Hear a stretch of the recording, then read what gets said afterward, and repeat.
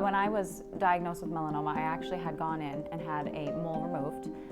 It was one that had looked a little bit questionable, one that I had really brought attention to, pointed it out to my doctor, and they had actually told me it was fine. They hadn't even suggested that I get it removed, but something inside of me said, no, this needs to come off. There's something wrong with it.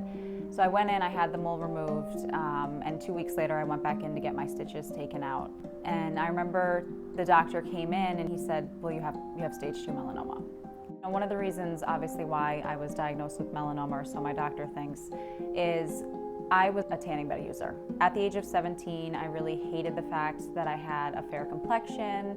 I hated the fact that my friends could, go to the beach and get a really nice tan, and I would either stay this really fair color or I would burn. After I had the mole removed, my mentality was anything but logical, because I actually went directly to a tanning salon from my surgery. And I remember thinking, oh, this stinks because I'm gonna have a tan line from the steri strips. So after my diagnosis, they had to go in and basically cut out a big chunk of skin on my stomach and leave me with this horrendous, 5-inch C-shaped scar on my abdomen. But additionally, in order to make sure that it hadn't spread, they went in and actually took out lymph nodes. Luckily, the cancer hadn't spread inside my body, so I had only remained at a stage 2 melanoma, which was really good news for me and my family.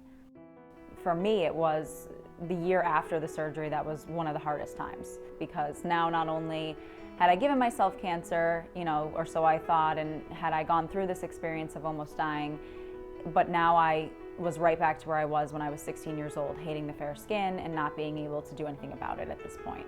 You have to learn to love you for the way you are. There's no reason to hurt yourself. There's no reason to put yourself in any type of danger in order to achieve somebody else's, idea of what beauty is. I wish that someone had kind of told me in high school what the risks were, what to do to properly protect your skin. Learn that just by visiting a tanning bed once a month increases your risk of melanoma by 75% is mind-boggling. Well, now that I've been diagnosed with melanoma, I'm at a greater risk to get it again. Having to get moles removed, every other month basically, is a really emotionally trying time. Having to worry about, do I have melanoma again? What is this mole going to come back as? Is it going to come back as just a freckle or a mole, or is it going to come back as something serious? It's almost like your body becomes Swiss cheese. You're getting cut up so often that you think you'd be used to it, but emotionally it's a very hard time. The foundation has really kind of been the place where I can go and talk to kids about, how to protect yourself from this. And, the Teens on Tanning Forum has been an amazing experience by going and getting to talk to all these young men and women who they want to do something about it. They want to take action. I've had a lot of teens come up to me after giving a speech and, say to me, what you just said has changed, how I'm going to behave from now on.